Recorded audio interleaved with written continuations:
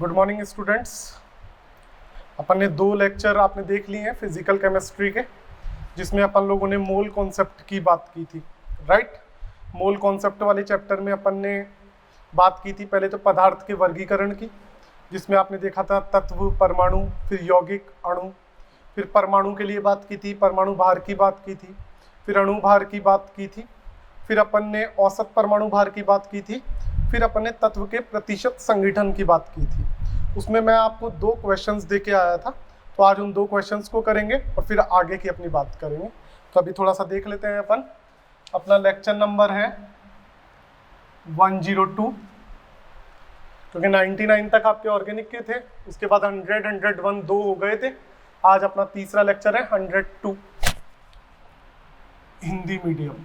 Done. आपको जो 2 question दिए थे उन क्वेश्चंस की बात कर लेते हैं। आई होप आपने वो क्वेश्चंस किए भी होंगे। मैंने क्वेश्चन दिया था, ग्लूकोज में कार्बन का प्रतिशत या कार्बन के प्रतिशत की गणना कीजिए। ठीक है, ग्लूकोज में कार्बन के प्रतिशत की गणना कीजिए। तो बेटा अपन देखते हैं इसको। सबसे पहले तो अपन को ग्लूकोज का फॉर्मूला पता होना चाहिए। तो ग्लूकोज का फॉर्मूला बेटा आपको पता है C6H12O6, राइट बेटा।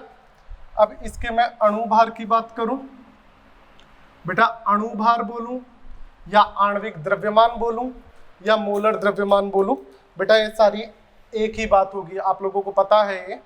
तो इसका अणुभार वैसे तो मैं आपको लिखवा के भी आया हूँ, आपको पता होना चाहिए बेटा। 6 कार्बन 1 का 12, 12 हाइड्रोजन 1 का 1, 6 ऑक्सीजन 1 का 16।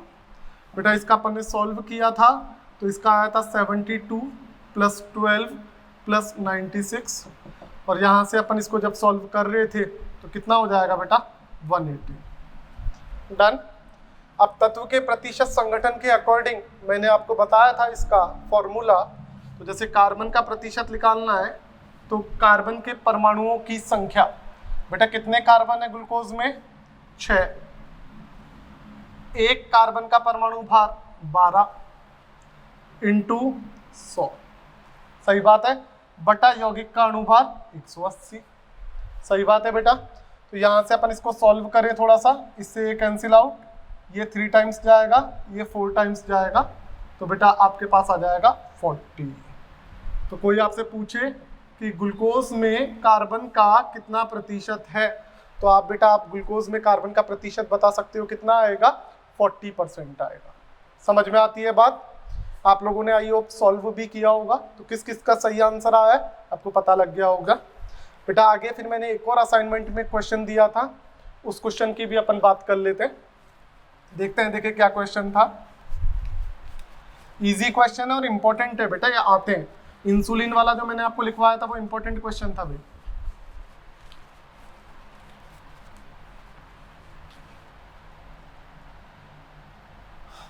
आपको क्वेश्चन लिखवाया था, क्या लिखवाया था, इंसुलिन के एक नमूने में 3.4% सल्फर उपस्थित है, तब इसका न्यूनतम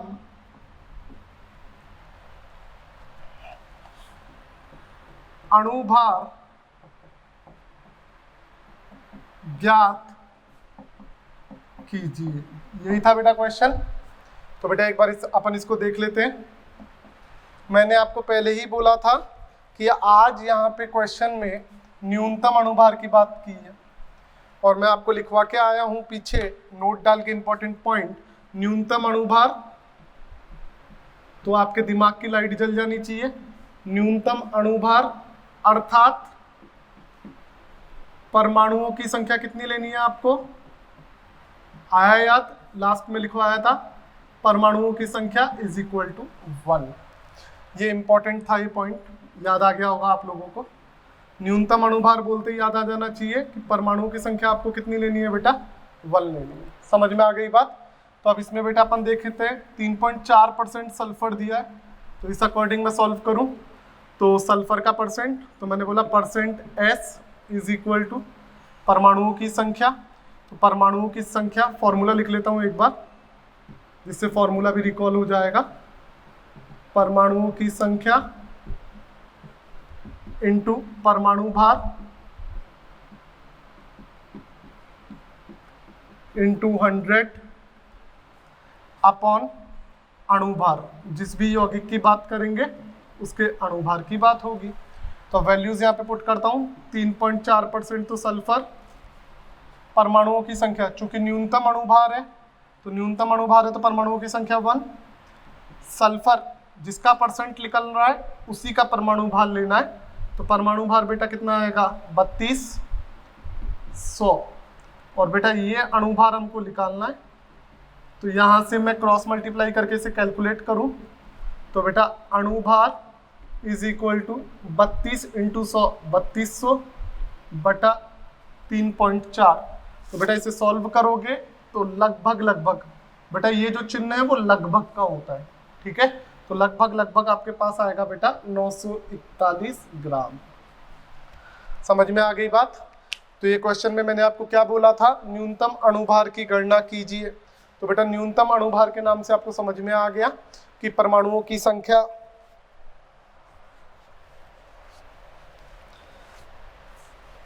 संख्या कितनी लेनी है, 1 लेनी है।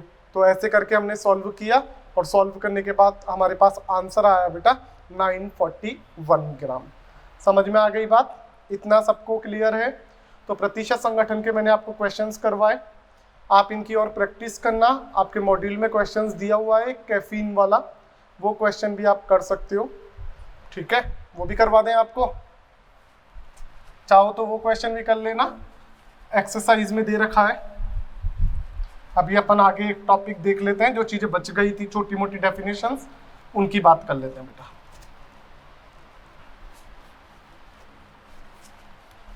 अपन ने उस दिन परमाणु भार, ग्राम परमाणु भार, इन सब की डेफिनेशंस की बात कर ली थी। आगे चलते हैं बेटा, कुछ 1-2 डेफिनेशंस और देखते हैं। एक डेफिनेशन रह गई थी अपने पास,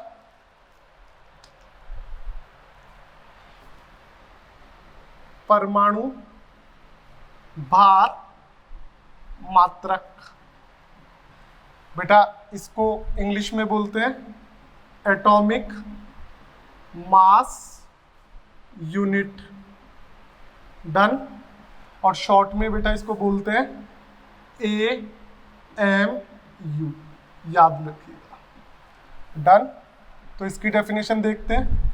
बेटा आप लोगों को मैंने पहले भी बताया है कि जितने भी अपने पास फॉर्मूलाज हैं उनको अपन इसलिए फॉर्मूला वे में पढ़ रहे हैं जिससे अपने लिए थोड़ा सा याद करना इजी रहे। अपन इस मोल वाले पार्ट में आपको पता है कार्बन को रेफरेंस मान के सारी चीज़ें डिफाइन की है, तो उसी के आधार पे अपन परमाणु भार मात्रक, जिसे इंग्लिश में बोला एटॉमिक मास यूनिट, तो शॉर्ट में क्या हो गया AMU। समझ में आ गई बात। तो इसकी परिभाषा की बात करेंगे। इसकी परिभाषा क्या होती है, तो बेटा ये है कार्बन 12। इसका मतलब आप समझ गए होंगे बेटा, अपना कार्बन के जो समस्थानिक होते हैं, कार्बन के 3 समस्थानिक होते हैं, C12, C13, C14, याद आ गया होगा। तो अपन यहाँ पे कौन से समस्थानिक की बात कर रहे हैं, कार्बन 12 के। समझ में आ गई बात। तो बेटा कार्बन 12 के समस्थानिक को रेफरेंस मान के अपन सॉल्व कर रहे हैं, तो उस वे में अपन बोलेंगे कार्बन 12 के एक परमाणु का 12वां भाग, 1/12 भार क्या कहलाएगा आपका, परमाणु भार मात्रक।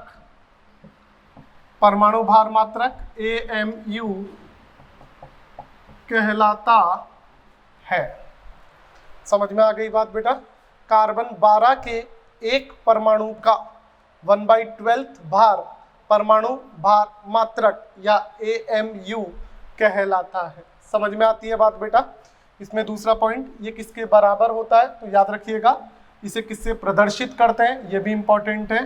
तो इसे AMU या म्यू से प्रदर्शित करते हैं। डन बेटा। इसके बाद इनकी वैल्यूज की बात करें तो बेटा जो 1 AMU होता है आपका वो क्या होता है, 1 AMU is equal to 1.66 into 10⁻⁻24 gram या 1.66 इंटू 10⁻⁻27 किलोग्राम। बेटा क्योंकि हमें पता है ग्राम को किलोग्राम में चेंज करते हैं तो 10⁻³ से गुणा करते हैं, तो -3 पावर है तो ऐड हो जाएगी। समझ में आ गई बात बेटा? इस तरीके से अपन ने परमाणु भार मात्रक को आपके सामने डिस्क्राइब किया कि किस तरीके से अपन इसका निकाल सकते हैं। अब बेटा एक कई बार आ जाता है कि वास्तविक भार की गणना करो, तो वास्तविक भार भी इसी में कैलकुलेट होता है। उसे कैसे कैलकुलेट करते हैं, उसका क्या फॉर्मूला है वो भी आपको बता देते हैं, जिससे आपके लिए इजी रहे सारी चीजें। इसको रफ कर रहा हूं।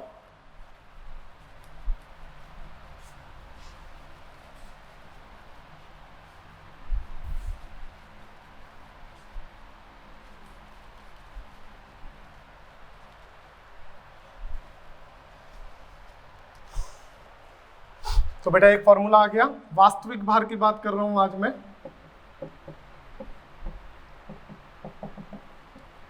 तो बेटा इसका फॉर्मूला देखना, तत्व के एक परमाणु का वास्तविक भार, वास्तविक भार की जब भी बात करें तो फॉर्मूला क्या लगाना है बेटा? इसमें जो भी अपन को वास्तविक भार की बात बोले, किसी भी तत्व के परमाणु के वास्तविक भार की बात की जा सकती है, तो बेटा आपके पास आएगा इसका तत्व का परमाणु भार। बेटा परमाणु भार या परमाणु द्रव्यमान एक ही बात होती है। ये अपन ने लिस्ट बनाई थी, हाइड्रोजन का 1 होता है, लिथियम का 7 होता है, सोडियम का 23 होता है, फास्फोरस का 31। याद करो फर्स्ट लेक्चर में मैंने लिस्ट बनवाई थी, वही है तत्व का परमाणु भार गुणा 1.66 गुणा 10⁻⁻24 ग्राम। ये वास्तविक भार का फॉर्मूला होगा। कभी भी आपसे प्रश्न में वास्तविक भार पूछे तो आप किस तरीके से कैलकुलेट कर सकते हैं। समझ में आ गई बात बेटा? इसका एक एग्जाम्पल दे देता हूं। आपसे पूछा हाइड्रोजन का वास्तविक भार, तो बेटा हाइड्रोजन का वास्तविक भार आपने क्या बोला? तत्व का परमाणु भार 1 इंटू 1.66 इंटू 10⁻⁻24 ग्राम। बेटा एक छोटी सी चीज याद रखना, हाइड्रोजन का अपन जनरली कैलकुलेशन में परमाणु भार 1 मान के चलते हैं, बट इसका एग्जैक्ट बात करें जो बुक्स में लिखा हुआ रहता है वो 1.008 होता है। तो अपन 1.008 ले या इसे ले, बेटा ये लगभग 1 ही तो है, इसलिए अपन इसे कैलकुलेशन में 1 मान लेते हैं। तो बेटा क्या हुआ इसमें वास्तविक भार निकालने का तरीका? वास्तविक भार जिसका भी निकालना है उसका परमाणु भार गुणा AMU से मल्टीप्लाई कर दो। समझ में आ गई बात? वास्तविक भार निकालना। ऐसे ही बेटा मान लीजिए मैंने बोला आपसे CO2 का वास्तविक भार निकाल सकते हैं ना अपन, CO2 का वास्तविक भार। तो बेटा CO2 का वास्तविक भार क्या होगा? तो CO2 का अणु भार, परमाणु होता है तो परमाणु भार, और अणु होगा तो अणु भार। अणु भार कितना आएगा? 44 इंटू 1.66 इंटू 10⁻⁻24 ग्राम। बोलो समझ में आई क्या बात? बोलो जी क्लियर है? तो जिस भी परमाणु या अणु का वास्तविक भार निकालना है तो उसका परमाणु भार या उसके अणु भार को किससे मल्टीप्लाई कर दो? AMU से। और AMU की वैल्यू कितनी होती है? 1.66 इंटू 10⁻⁻24 ग्राम। समझ में आ गई बात बेटा? तो डेफिनेशन कम पूछेंगे जैसे, लेकिन ये फॉर्मूला आया तो ये फॉर्मूला बेटा आपको याद होना चाहिए। समझ में आती है क्या बात? चलूं बेटा आगे, इसमें किसी को भी कोई दिक्कत? डन। तो बेटा आगे देखते हैं। अब देखिए अपन इसको रफ करके आगे नेक्स्ट चीज।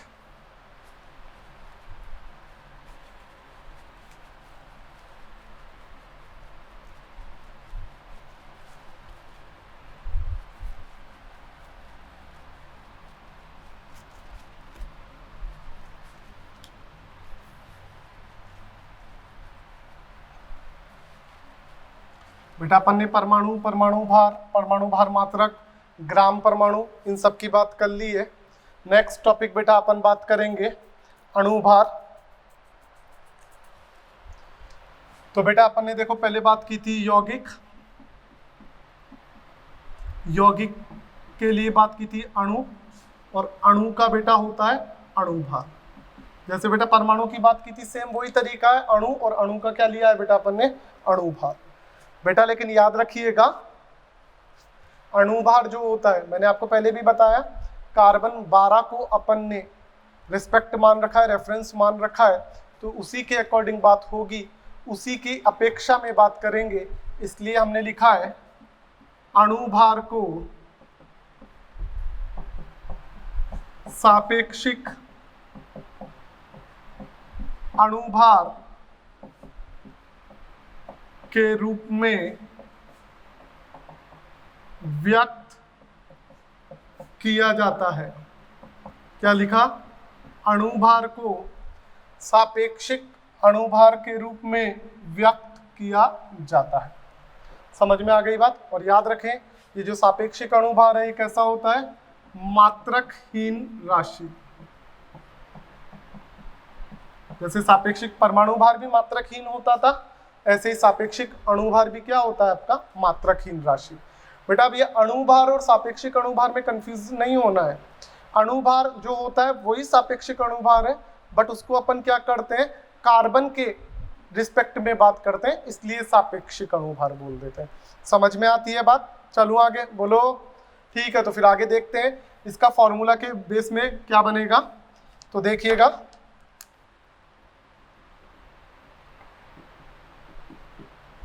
सापेक्षिक अणुभार इज इक्वल टू, अब बेटा सापेक्षिक अणुभार जैसे आपको याद हो सापेक्षिक परमाणु भार को डिफाइन किया था, वैसे ही सापेक्षिक अणुभार को भी डिफाइन करते हैं।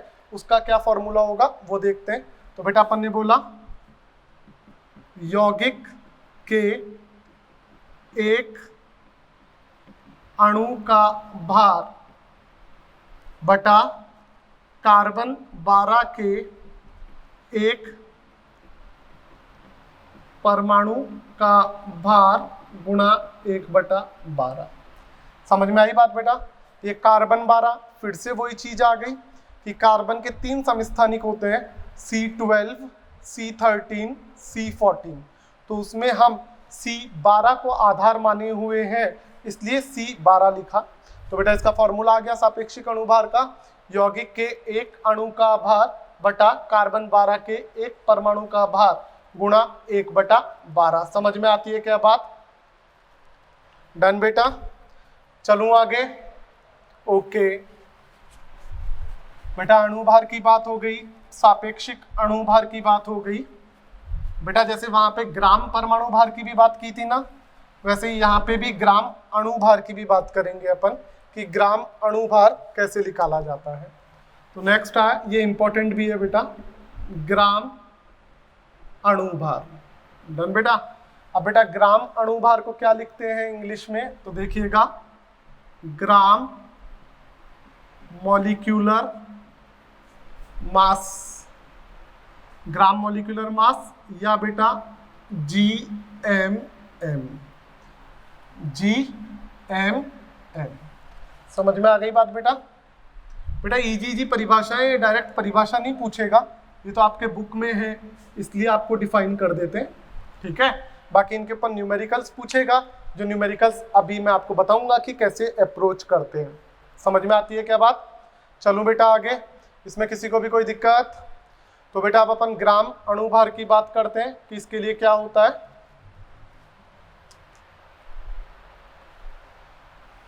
तो बेटा इसकी परिभाषा लिखी, यौगिक के अणुभार के बराबर ग्राम में मात्रा, ग्राम में मात्रा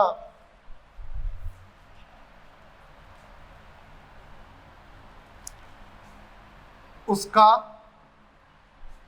1 GMM या 1 मोल या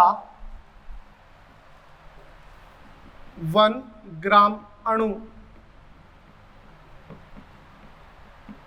कहलाता है। इसको अभी डिसाइड करेंगे अपन कि क्या होता है।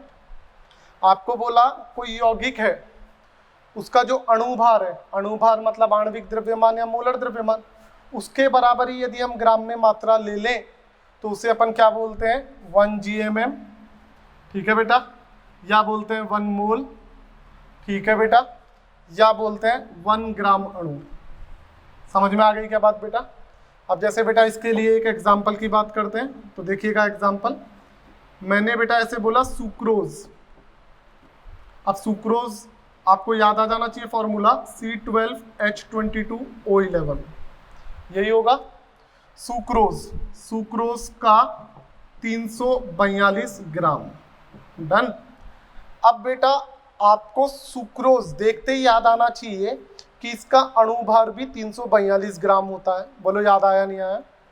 आप पीछे का लेक्चर देखोगे तो उसमें आपको पता लग जाएगा कि सुक्रोज जो होता है उसका अणुभार भी 342 ग्राम होता है, 342 ग्राम होता है। तो बेटा सुक्रोज के अणुभार के बराबर ही हमने मात्रा ले ली, मतलब कोई यौगिक का जितना अणुभार है उसके बराबर ही उतनी मात्रा ले ली, तो फिर वो क्या कहलाएगा बेटा, इसे हमने बोल दिया सुक्रोज का 1 GMM, GMM का मतलब ग्राम अणुभार, या सुक्रोज का 1 मोल, या सुक्रोज का 1 ग्राम अणु। समझ में आ गई बात।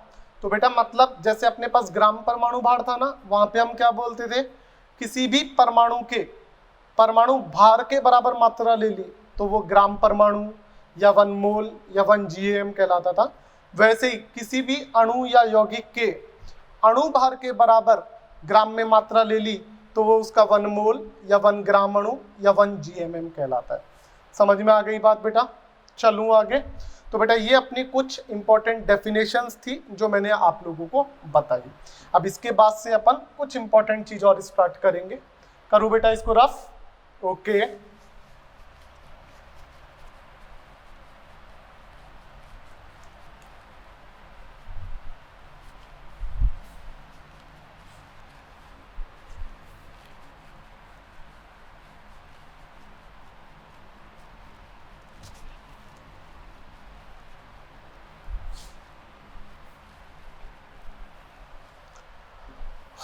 तो बेटा आगे चलते हैं, अपन कुछ चीजें और देखते हैं।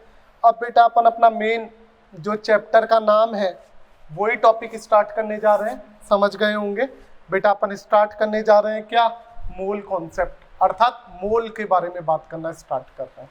मोल अपना बहुत इंपॉर्टेंट टॉपिक है और मैंने आपको बताया भी था फर्स्ट लेक्चर में। मैंने आपको बोला था कि मोल अपने फिजिकल केमिस्ट्री के हर कैलकुलेशन में काम में आएगा। तो बेटा वो कौन सा था, जो अभी तक परिभाषाएं थी वो नहीं था बेटा, जो अब स्टार्ट हो रहा है वो है। मैंने कहा था ना आपको कि 4-5 लेक्चर के बाद सारी चीजें एक साथ मिलना स्टार्ट होंगी, कोऑर्डिनेट होना लग जाएंगी, कड़ियाँ जुड़ने लगेंगी, वो बेटा यही चीज है। तो अभी भी आराम से पेशेंस रखो, धैर्य रखो, सब समझ में आएगा। मैं आपको साथ साथ भी क्वेश्चन करा रहा हूँ और धीरे धीरे मॉड्यूल के क्वेश्चन भी टिक करा दूंगा। बाद में मॉड्यूल के लगभग 70% क्वेश्चन मैं ही आपको कराऊंगा, बाकी 20-30% तो आप भी हो जाएंगे यार, नहीं होंगे तो वो भी करा दूंगा, टेंशन मत करना। समझ गए, चाहे एक्सरसाइज 1 हो, 2 हो, 3 हो, 4 हो, सब आपको सॉल्व करवा दी जाएगी। समझ में आ गई क्या बात बेटा। बेटा एक इस चैप्टर में जैसे आपके मॉड्यूल में पहले सार्थक अंक दे रखा है, फिर कुछ नियम दे रखे हैं, तो बेटा वो मैं करवाऊंगा, बाद में करवाऊंगा इसी चैप्टर में 2-4 लेक्चर के बाद। तो ऐसे टेंशन मत करना कि सर वो टॉपिक तो कराया ही नहीं, आपके सारे टॉपिक कंप्लीट होंगे, आपको टेंशन की जरूरत नहीं है। वो टॉपिक क्यों नहीं करा रहा बेटा, उनमें कुछ ये चीजें काम में आएगी इसलिए पहले ये करवाए। समझ में आ गई बात? तो आप टेंशन ना ले, आपकी सारी चीजें कराई जाएगी, बस आपको जितना बता रहे हैं उतना साथ के साथ पढ़ते चलो। ओके, चलूँ आगे? ठीक है बेटा, तो अपन अपना मोल वाला कंटेंट स्टार्ट कर रहे हैं जो अपना इंपॉर्टेंट भी है। ओके, तो बेटा मोल कॉन्सेप्ट में अपन सबसे पहले बात करें मोल होता क्या है, हमको ये पढ़ने की जरूरत क्यों पड़ी। ठीक है, तो अपन ने लिखा बेटा मोल एक मूलभूत एसआई मात्रक है। मोल क्या है? मोल एक मूलभूत एसआई मात्रक है जिसकी सहायता से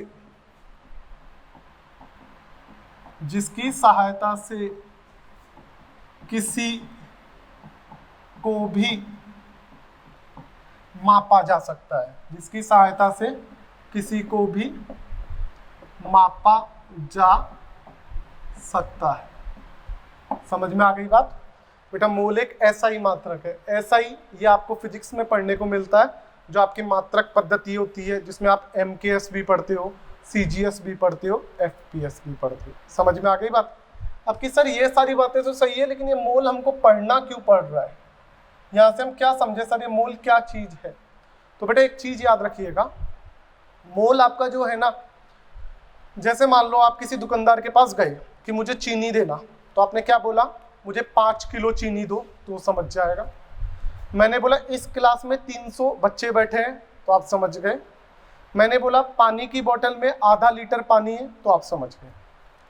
बेटा ऐसे भी नापने की जो मापते हैं ना अपन, जैसे किलोग्राम, लीटर, संख्या, ये बहुत चीजें होती हैं।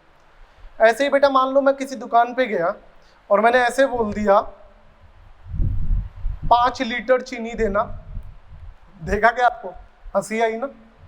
मैंने क्लास में बोला 50 किलो बच्चे बैठे हैं, तो बोला सर ये क्या है? तो बेटा मतलब हमको ध्यान रखना पड़ रहा है कि चीनी के लिए किलोग्राम यूज करना है, पानी के लिए लीटर यूज करना है, क्लास में बच्चों के लिए संख्या यूज करनी है। तो बेटा ऐसे बहुत सारी चीजें होती है, तो सबको हम ऐसे याद थोड़ी रखेंगे कि भाई किसके लिए क्या यूज करना है। तो इन सब के लिए केमिस्ट्री ने एक सॉल्यूशन दिया कि आप किलोग्राम, लीटर, संख्या ये सब याद मत रखो, आप एक चीज याद रखो, क्या? मोल। अर्थात मोल से आप चीनी भी नाप सकते हो, बच्चों की संख्या भी नाप सकते हो, पानी का मात्रा भी नाप सकते हो, कुछ भी चीज माप सकते हो। तभी तो लिखा जिसकी सहायता से किसी को भी मापा जा सकता है। समझ में आ गई बात? मतलब जैसे मैं किसी दुकानदार के पास जाऊं और मैं बोलूं 5 मोल चीनी देना, सही बात है। मैंने बोला इस क्लास में 10 मोल बच्चे बैठे हैं, सही बात है। मैंने बोला इस बोतल में आधा मोल पानी है, सही बात है। मतलब मोल की सहायता से किसी भी चीज को माप सकते हैं। तो सर माप तो सकते हैं, लेकिन अपन कैसे चेक करेंगे कि मोल को किलोग्राम में कैसे बदलते हैं, मोल को संख्या में कैसे बदलते हैं, मोल को लीटर में कैसे बदलते हैं? तो उसके लिए मैं आपको एक चार्ट बनवा रहा हूं जो बहुत इंपॉर्टेंट है और बहुत यूजफुल है, जिसके क्वेश्चंस नेक्स्ट लेक्चर में करेंगे। घबराने की जरूरत नहीं है। आज वाला जो टॉपिक है मोल, इसके कम से कम मैं आपको 20 क्वेश्चन कराऊंगा, अगले लेक्चर में क्वेश्चन ही क्वेश्चन करवाऊंगा, तो अच्छे से प्रैक्टिस हो जाएगी, फिर टेंशन की जरूरत ही नहीं। सही बात है ना? चलूं आगे। तो अब बेटा उस चार्ट की बात करते हैं। क्या है मोल, मोल के क्या क्या फॉर्मूले हैं, कौन कौन से फॉर्मूले आपको याद रखने हैं। ठीक है बेटा, तो देखो बेटा मोल के फॉर्मूले की बात करें तो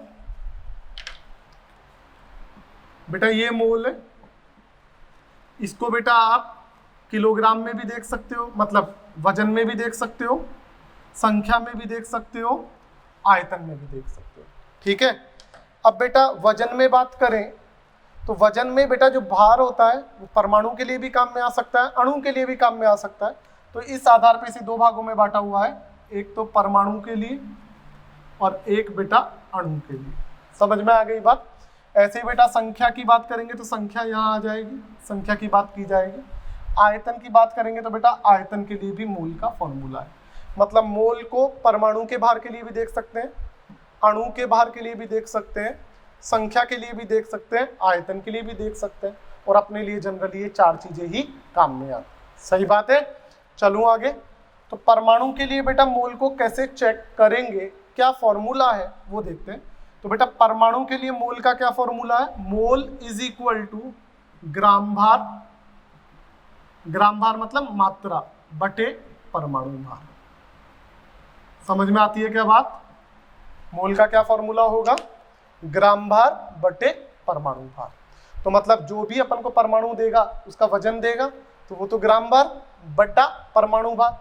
परमाणु भार या परमाणु द्रव्यमान आपको पता है, अपन लिस्ट बना के आए हैं, तो ऐसे ही सॉल्व करेंगे तो अपने पास क्या आ जाएगा, मोल आ जाएगा। ऐसे ही बेटा अणु के लिए बात करें तो क्या फॉर्मूला बनेगा, ग्राम भार बटा अणु भार। मतलब जो भी अणु है तो उसका वजन कितना है, तो ग्राम भार अपन को देगा बटा अणु भार, या आणविक द्रव्यमान या मोलर द्रव्यमान आपको पता है, तो दोनों का भाग लगाओगे तो अणु के लिए मोल आ जाएंगे। समझ में आ गई बात? संख्या के लिए बात करें बेटा, तो संख्या के लिए क्या होगा, तो संख्या के लिए आएगा दी गई संख्या बटा Na। सर ये Na क्या है, सोडियम है क्या? नहीं बेटा, उसका प्रतीक ये होता है सोडियम का, कंफ्यूज नहीं होना, ये Na है, इसे बोलते हैं आवोगाद्रो संख्या। अभी बताऊंगा ये आवोगाद्रो संख्या क्या है। तो बेटा इसके लिए आपके पास आगे संख्या के लिए दी गई संख्या बटा Na। आयतन के लिए बात करें बेटा, दिया गया आयतन बटा 22.4 लीटर। समझ में आ गई बात बेटा? आयतन क्या होगा, दिया गया आयतन बटा 22.4। सर ये 22.4 कहां से आया बेटा? ये फिक्स है, आगे मैं आपको बताऊंगा कहां से आया, अभी आपको याद रखना ये फिक्स होता है 22.4 लीटर। समझ में आ गई बात बेटा? अब इधर एक चीज, पहली बात तो सर ये Na क्या है, तो बेटा याद रखें Na आपने 11th-12th में भी पढ़ा है, Na होता है आवोगाद्रो नामक वैज्ञानिक था, उसने खुद की एक संख्या दी थी, एक नियतांक दिया था। तो Na होता है आपको एवोगाड्रो कांस्टेंट, आवोगाद्रो नियतांक। और बेटा इस आवोगाद्रो नियतांक की वैल्यू कितनी होती है, 6.023 इंटू 10 की घात 23। समझ में आ गई बात बेटा? तो Na की वैल्यू कितनी आएगी हमेशा, 6.023 इंटू 10⁻23। समझ में आती है क्या? अब बेटा अपन इसकी बात करें आयतन की, तो याद रखें बेटा ये जो आयतन है ये फॉर्मूला थोड़ा इंपॉर्टेंट है, और इसमें हमसे एक गलती भी होती है। क्या गलती होती है, उसके लिए बेटा मैं एक नोट लिख रहा हूँ, ये रट लेना, नीट का पसंदीदा क्वेश्चन बनता है इस पे, और हमेशा बच्चे इस पे मात खा जाते हैं। समझ में आ गई बात? तो ये याद रखें, चाहे आप नीट के पहले के क्वेश्चंस उठा के देखना, उनमें इस पे रिलेटेड एक क्वेश्चन मिलेगा ही मिलेगा। क्या बोला बेटा, ये जो फॉर्मूला है यह केवल गैसों के लिए लागू, यह फॉर्मूला केवल गैसों के लिए लागू, बेटा द्रव के लिए नहीं है। किसके लिए है, केवल और केवल गैसों के लिए लागू। जो देखो आगे भी समझो, जो एसटीपी या एनटीपी पर ली गई हो, जो एसटीपी या एनटीपी पर ली गई हो। समझ में आ गई बात? तो मतलब अपन ने क्या बोला, ये जो फॉर्मूला है आयतन वाला, ये द्रव के लिए लागू नहीं होगा, किसके लिए लागू होगा, गैसों के लिए। तो केवल गैसों के लिए लागू जो एसटीपी या एनटीपी पर ली गई है। बेटा ये एसटीपी एनटीपी अभी एक बार आप छोड़ दो, आगे आएगा। वैसे एसटीपी एनटीपी होता क्या है, ताप और दाब के मात्रक मान होते हैं, मतलब टेम्परेचर और प्रेशर की स्टैंडर्ड वैल्यू होती है, मतलब फिक्स वैल्यू होती है। जैसे दाब तो ले लेते हैं 1 atm और ताप ले लेते हैं 273 केल्विन, वो मैं आपको बता दूंगा बाद में जब आएगा। अभी आप बस इतना सा ध्यान रखें कि ये जो अपना फॉर्मूला है, ये फॉर्मूला केवल और केवल गैसों के लिए लागू है जो एसटीपी या एनटीपी पर ली जाती है। बोलो समझ में आ गई क्या बात? पक्का क्लास? चलूं आगे? डन? ओके। तो बेटा ये मोल मैंने आपको कुछ बताया कि मोल के लिए हम क्या क्या चीजें कैसे कैसे निकालते हैं।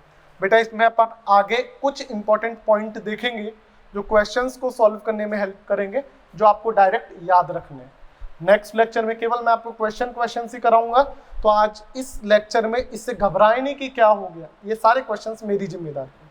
अभी 1-2 लेक्चर रुके, ये सारी चीजें आपको समझ में आ जाएगी, फटाफट से क्वेश्चन निकालोगे फिर आप, चाहे मॉड्यूल के क्वेश्चन हो चाहे कुछ भी हो। ठीक है बेटा? ओके।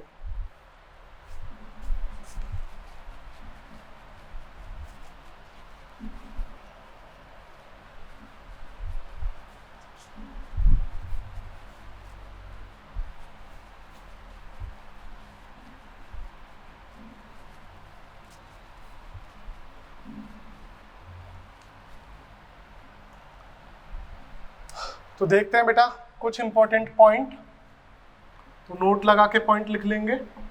इंपॉर्टेंट है बेटा, आपको ये सारे पॉइंट याद रखने हैं, ठीक है। ओके बेटा, तो अपन देखते हैं पहला पॉइंट। जब भी बेटा जल का केस आए, ये मैं बताऊंगा क्या है। जल के केस में एक फॉर्मूला लगाना है, कौन सा? द्रव्यमान बराबर आयतन गुणा घनत्व।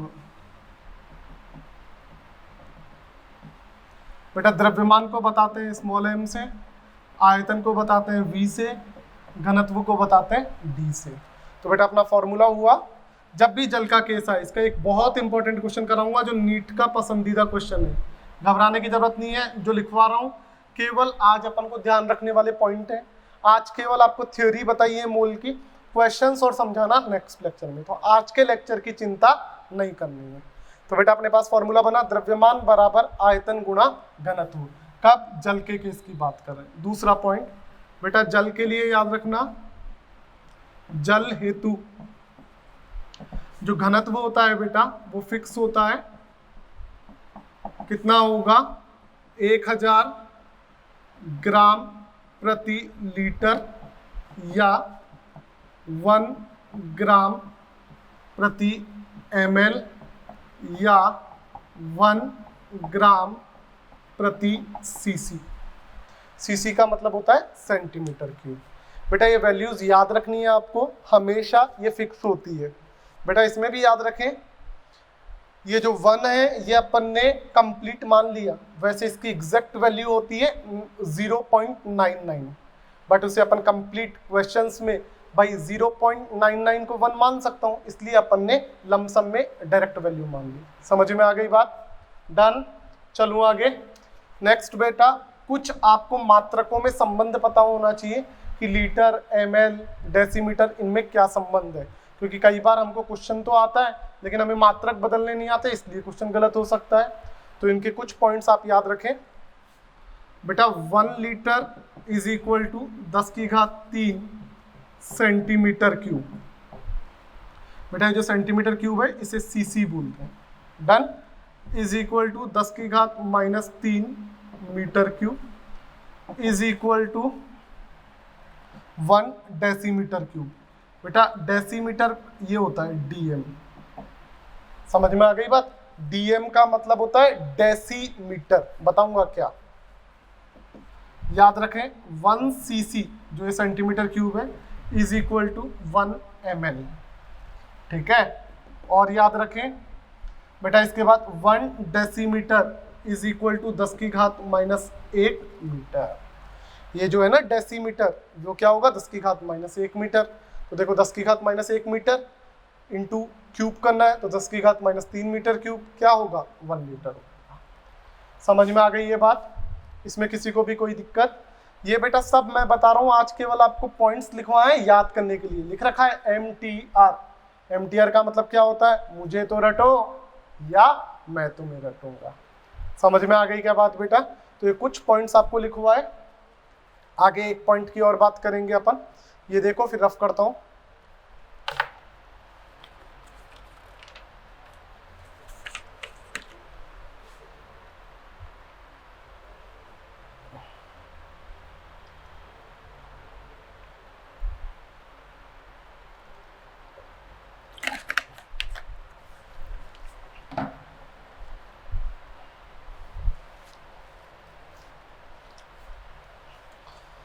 चले बेटा आगे, इसमें देखिएगा आगे।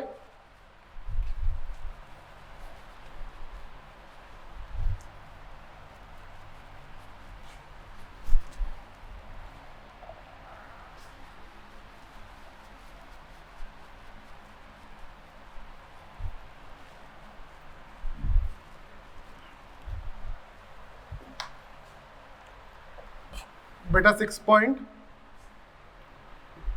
जब प्रश्न में ग्राम परमाणु या ग्राम अणु या ग्राम आयन की बात की जाए,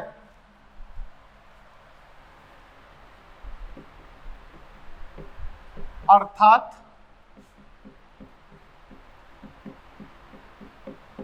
मोल की बात की जा रही है। समझ में आ गई बात बेटा? इंपॉर्टेंट पॉइंट है, क्वेश्चंस में नेक्स्ट लेक्चर में मैं बताऊंगा।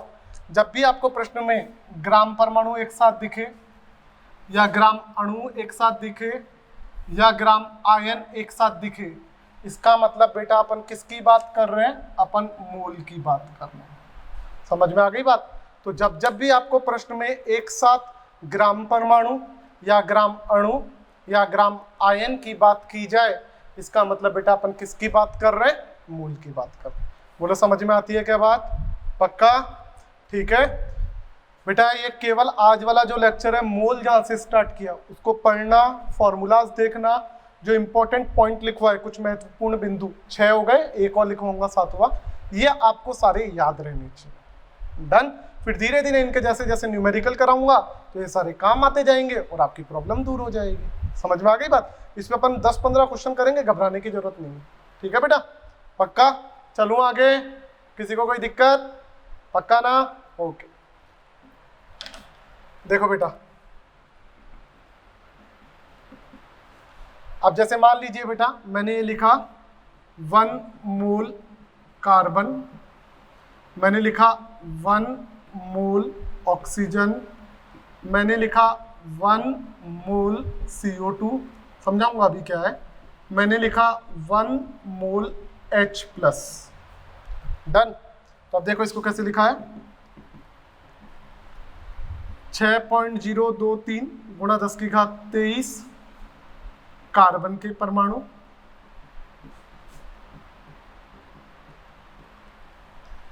6.023 गुणा 10⁻23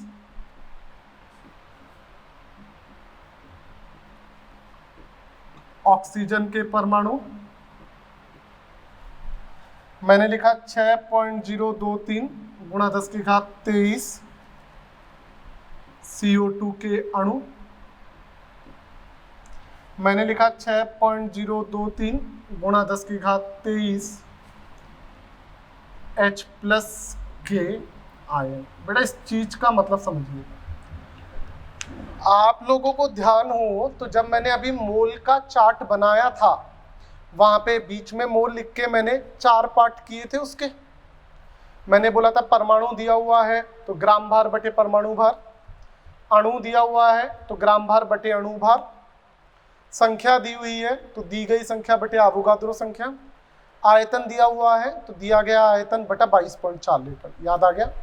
तो बेटा संख्या की जो बात कर रहे हैं तो संख्या मैंने बोला मोल बराबर दी गई संख्या बटे एवोगाद्रो संख्या। ये संख्या डिपेंड करेगी आपके क्वेश्चन में कि परमाणु की बात हो रही है, अणु की बात हो रही है, इलेक्ट्रॉन की बात हो रही है, किसकी बात हो रही है। समझ में आती है बात? तो बेटा जब आपको केवल कार्बन के परमाणु की बात होगी तो एवोगाद्रो संख्या के बराबर परमाणु होंगे, परमाणु की बात हो रही है तो एवोगाद्रो संख्या के बराबर परमाणु की बात हो रही है, अणु है तो एवोगाद्रो संख्या के बराबर अणु की बात हो रही है, आयन है किसी भी चीज के ऊपर प्लस या माइनस आ जाता है तो बेटा इसका मतलब अपन किसकी बात कर रहे हैं? बेटा आयन की बात करते हैं। तो आयन है तो 6.023 गुणा 10⁻23 आयन आ जाएंगे। मतलब जो एवोगाद्रो संख्या है 1 मोल के रिस्पेक्ट में परमाणु हुआ तो परमाणुओं की संख्या बदल जाएगी, अणु हुआ अणुओं की संख्या में आ जाएगा, आयन हुआ आयनों की संख्या में आ जाएगा, इलेक्ट्रॉन हुआ इलेक्ट्रॉनों की संख्या में आ जाएगा, प्रोटॉन हुआ प्रोटॉनों की संख्या में आ जाएगा, न्यूट्रॉन हुआ न्यूट्रॉनों की संख्या में आ जाएगा। क्लियर हो गया? तो बेटा इसमें कंफ्यूज नहीं होना कि सर किस में है, जिसमें है बेटा उससे रिलेटेड बात होगी। डन? कोई दिक्कत इसमें? तो आज आपको जो पॉइंट लिखवा है उसमें संख्या समझ में आ गई कि संख्या मतलब मोल बराबर दी गई संख्या बटे एवोगाद्रो संख्या है। तो इस संख्या प्रश्न के ऊपर डिपेंड करेगी कि परमाणुओं की संख्या है या अणुओं की संख्या है या इलेक्ट्रॉनों की संख्या है या प्रोटॉनों की संख्या है या न्यूट्रॉनों की संख्या है या आयनों की संख्या है। डन बेटा? इसमें किसी को भी कोई दिक्कत? पक्का? तो बेटा ये सब अपने पास आज मोल की थ्योरी थी। नेक्स्ट लेक्चर में बेटा अपन क्या बात करेंगे, अपन केवल और केवल क्वेश्चंस की बात करेंगे। नेक्स्ट लेक्चर अपना पूरा का पूरा क्वेश्चंस पे डिपेंड रहेगा। जब तक आपको ये सारी चीजें पढ़ी हुई होनी चाहिए, बेटा पढ़ोगे नहीं, ये चीजें करोगे नहीं तो फिर दिक्कत आएगी। इसलिए बेटा ये सारी चीजें आपकी पढ़ी हुई होनी चाहिए। डन बेटा, क्लियर, कोई दिक्कत? ये दोनों पॉइंट याद रखें, बहुत इंपॉर्टेंट है। एक तो जब जब प्रश्न में ग्राम परमाणु, ग्राम अणु और ग्राम आयन की साथ बात करें, इसका मतलब अपन किसकी बात कर रहे हैं, मूल की बात कर रहे हैं। और दूसरा अपन ने क्या बोला कि जो संख्या है वो चाहे परमाणु है या अणु है या आयन है, ये डिपेंड करता है क्वेश्चन पे कि किसकी संख्या की बात कर रहे हैं। इसमें आप लोगों को घबराने की कोई भी जरूरत नहीं है। डन, बाकी सब बढ़िया, समझ में आ गया अच्छे से? बोलो ठीक है। तो बेटा आराम से मस्त होके पढ़ो। नाम मेरा पता ही, क्या नाम है? संजय अग्रवाल। ठीक है, तो आराम से पढ़ो। जो आपको इसमें स्लाइड में आ रहा है, आपको दिखाया है, इसके अलावा बेटा नीट में बाहर से बहुत कुछ नहीं आएगा। बेटा सब कुछ चीजें इसमें इंक्लूड कर दी, तो आपका बाहर से कुछ भी नहीं आएगा। बस आराम से विश्वास रख के धीरे धीरे ये पढ़ो। कल या परसों से मैं आपको मॉड्यूल के क्वेश्चन भी टिक करवा दूंगा कि कौन कौन से क्वेश्चन करने हैं। ठीक है, तब तक आप आराम से ये पढ़ो। कल से क्वेश्चन चालू करेंगे और मॉड्यूल के क्वेश्चन भी बताएंगे। ओके, बाकी सब बढ़िया? चलो तो फिर आज के लिए इतना बहुत है, बहुत है इतना। कल फिर अपन नेक्स्ट लेक्चर में बात करेंगे किसी और चीज की। ठीक है बेटा, डन? ओके, तो अब याद रखिएगा क्वेश्चंस की बात करनी है। आज का असाइनमेंट इतना ही है कि आपको थ्योरी वगैरह कंप्लीट पढ़नी है। ठीक है, जिससे अपन नेक्स्ट लेक्चर में जब क्वेश्चन करें तो उन क्वेश्चंस में आप लोगों को प्रॉब्लम बिल्कुल भी नहीं आए। ये सब नोट कर लो, किसी को कुछ पूछना है तो बोलो, नोट कर लो ये सारी चीजें आराम से।